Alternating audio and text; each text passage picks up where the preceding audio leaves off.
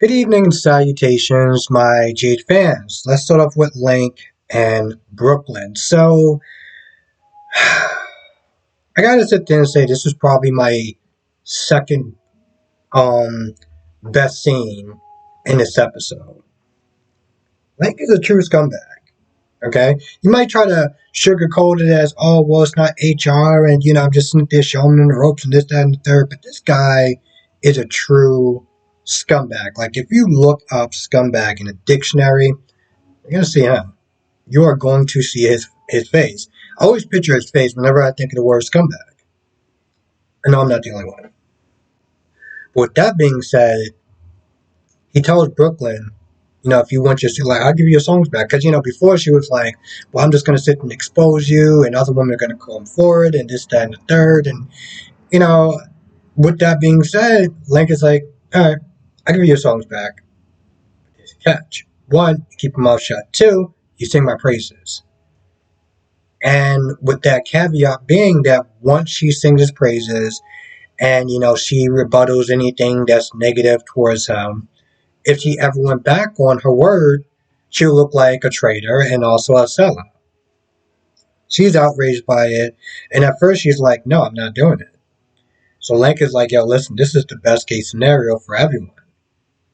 Because now you get your songs back. And if you believe in Chase, then it's a win-win for everyone. And I'm just like, how do you wake up every morning knowing that you're a scumbag? Like, how do you do that? But I mean, she said no the first time, but I have a feeling she's going to say yes. Now with that going on, Dante's there talking to Chase, and Dante's like, "Yo, did Brooklyn write the letter for you?" Chase is like, "What letter?" So now Dante's like, "Oh man, I shouldn't have said anything." Pretty much, and he tells Chase that you know if she writes a letter to explain the two different scenarios that happen, then they may look at it on a more positive note. But now Chase is like, because this whole time she's been pushing him to do these songs and sing and everything like that, and like the cop thing has always been secondary to her.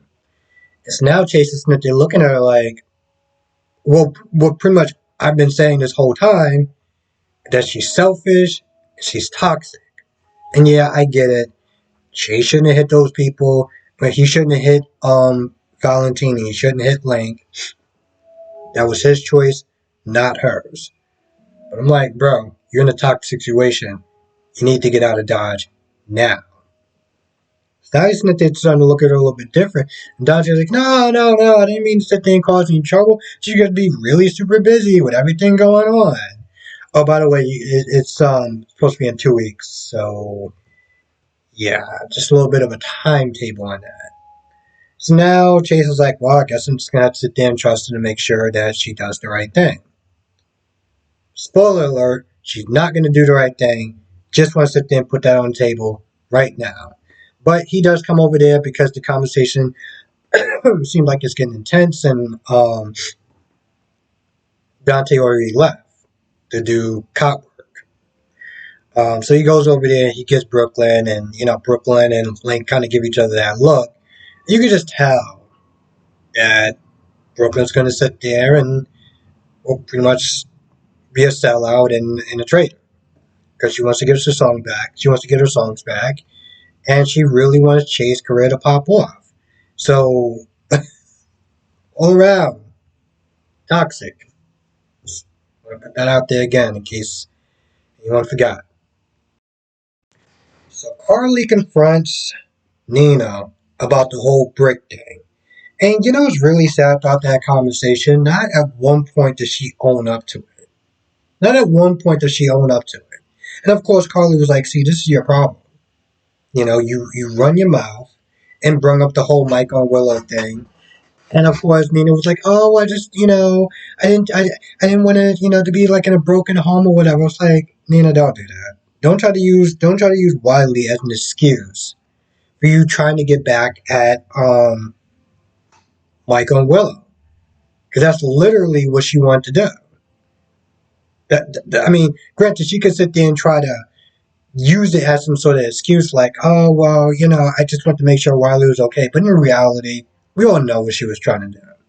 So they go back and forth for a little bit.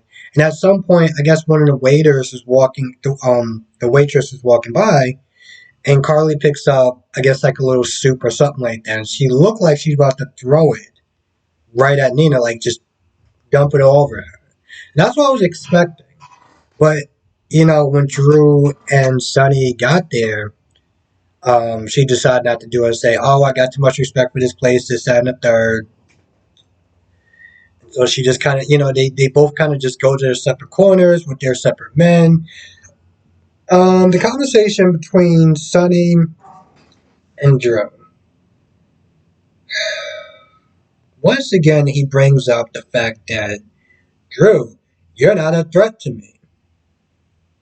Really? Because if somebody's not a threat to me, I don't sit there and just announce it. I don't sit there and say, oh, there's no competition to me.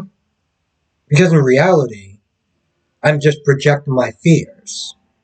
So I don't understand why he felt the need to sit there and tell Drew that he's not a threat to him and you just want Carly to be happy. Okay, if you want Carly to be happy, that's fine. But to sit there and say, you're not a threat to me. How? Well, you I mean, seriously, what, you think he's going to sit there and knock boots with Carly a lot better than you? Is that it? What do you mean? What do you mean he's not a threat to you? And of course, another mistake that Sonny made was when he was talking about Willow and, while Drew was there doing it as far as looking for Willow's parents, he was like, yeah, I'm doing it for Willow, for the baby and doctors and health information and stuff like that, but I'm also doing it for Michael. And Sonny was like, I'm just really surprised that Michael didn't come to me. Really? You really just said something. You would honestly almost think that he hit he hit his head again. Saying something that stupid. I'm just surprised that he didn't come to me to sit there and look for information. Why would he come to you for anything? Like, seriously, I don't understand. I almost felt like, now I'm sitting there thinking about that. I'm just wondering if Maurice Bernard just looked at that line like, that doesn't make any sense. I got this whole gig on State of Mind, and I'm just counting down the clock and the paychecks at this point. Because in no way, shape, or form does that make sense at all. So it's just more of them going back and forth, and Sonny's popping up his chest, and I just looked at the whole thing. I was like, Drew, why are you at this gym for? Like, seriously, why are you at? There was no other. I'm pretty sure there's a gym at the Quartermain Mansion. Okay, I'm 100% sure. But studios and sets and stuff like that. So I would understand why he's at Sonny's gym, because to be honest, there's not really a lot of other gyms and sets that they have. So they might want to start to think about trading sets or something. I mean, I don't think that Days of Our Lives actually has a gym, and well, they had a little gym set on B&B. So that just kind of sucks. Now that I think about that.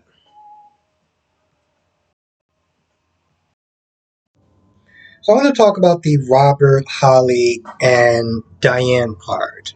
Um, hmm, I didn't know. Well, they never discussed it, or at least it just went over my head, that Diane is no longer seeing Milo. I mean Max. No longer seeing Max. Because she was sitting there, Holly was sitting there talking about, back in the day, I was kind of trouble person, or she said something. And that's what Diane was like, yeah, well, I was kind of unscrupulous back in the day too, dating like, somebody that worked in shady areas pretty much. But she said used to. Now, I was reading something on Instagram as far as Diane's possibly getting a new love interest, which is most likely going to be Robert. So Holly, at one point sees both of those two just hanging out, and she, tries to get something from Victor as far as, something to help with her getting the briefcase. So she gets back down there, and or before or after, at some point, Holly decides to order shots. Like, all right, let's get some shots or whatever. I'm sitting there thinking, I don't know about Diane, but I'm pretty sure Robert is on the clock. No, you just have shots while you're working. Okay, sure. So the woman comes over with the round of shots or whatever. And of course, Diane's like, well, I can't really have anything right now for like 3 weeks because of the surgery. So, um, Robert, decides to drink some. Well, he drinks one of them. And then, Holly's like, oh, what about the ritual or whatever? And I don't exactly remember what this ritual was, but maybe because I'm kind of a pervert, I felt like everything that he was saying just seemed like it was just the stuff he was saying, I felt like you could just took it out of context. I don't know why, but that particular scene, I felt like you could just take a lot of his stuff out of context. So anyway, he starts drinking some more, and right then and there, it hits him. Now I'm looking at this whole thing, and I'm just like, Holly, what do you plan on doing once you knock him out? Because I saw the previews. Like, what do you plan on doing once you knock him out? And that's exactly what wound up happening. He wound up like falling over, and Diane's like, "Oh, shouldn't we like call like 911 or whatever?" And Holly's, "No, no, no, no. You just need to sleep it off. Just give him some caffeine or whatever." So he wakes up for a little bit, and Holly is able to get him, up and to the elevator. Like, "Oh, he just needs to sleep it off or whatever." Meanwhile, Diane's like, "This whole thing just feels so foul. Like it just feels so foul." So as he gets up from the elevator, because Robert's like, no, no, no, I gotta wait here. Somebody's supposed to, because he was talking to Diane before as far as somebody meeting him there, because he was talking about the Ice Princess or whatever. Like somebody's gonna meet him there. 1 second. I didn't want to start blowing my nose on camera. Um, Robert's like, no, no, no, no, I gotta meet this person. No, no, no. Diane, why don't you sit there when that person comes? Tell him that we'll be in his room or whatever. So, um, Diane tells I guess like the front desk person, like, yeah, listen, if somebody comes looking for Robert, just, page him to his room or whatever, like send him to the room. And she runs by Sonny for a little bit, and she goes to the elevator because she's like, something's just off about that whole thing. Robert comes out the elevator, the handcuffs is like, the briefcase is gone. And towards the end of the episode, you see Holly looking at the diamonds or whatever. So now, Holly and Victor, they got the diamonds to complete whatever plan. Man, I hope this plan is good. I hope that this plan is good. I hope that whatever Victor's planning is actually good. Let's think about how many storylines that they set up. They dropped the ball. It was a lot of them. It was a lot of them. The stuff between Britt and Obrick, it was nice. All she did was sit there and tell Liesel. All she did was tell Liesel that her Huntington's disease is progressing a lot faster now, and she's at like stage 3 or 4, or whatever. And Liesel's like, "Oh, we could do this, we could do that, we could go to a conference, we could talk to this doctor, this specialist, and stuff like that." And Britt's just like, "Oh, listen, that's not gonna work." And the specialist that Liesel suggested, Britt already saw. She saw him. I think it was yesterday, day before. Yesterday was not good, but and then tells Obrick, I mean Liesel, that she pretty much kind of got about like 2 years before she has to go to some sort of nursing home or whatever. So they cried out and everything, and then after that, Britt's like, I just need to be alone. I just need to sit there and just sit my thoughts and just kind of just you know. It's a nice little scene. Nothing else really happened. Oh, and the stuff between Valentine and Marty wasn't that super great either.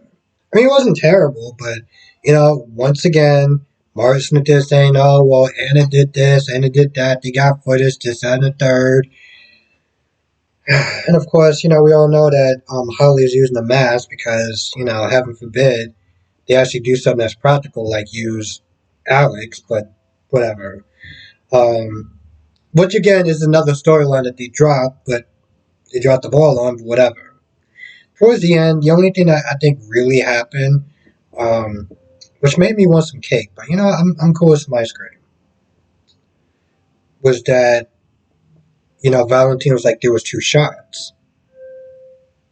I'm pretty sure there was probably more than two shots. I could have swore there was like three shots. Because it looked like Lucy got shot twice. And I do remember Harley saying that she shot in the water, like a real case or whatever, just to make sure.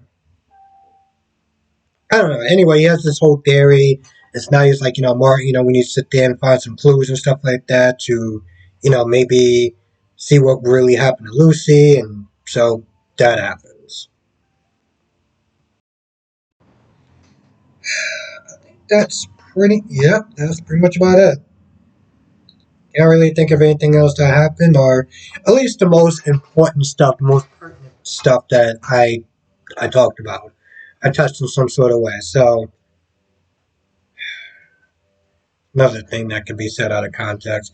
With that being said, I'm gonna go. I want to thank you for watching. Be safe, and I'll see you in the next video.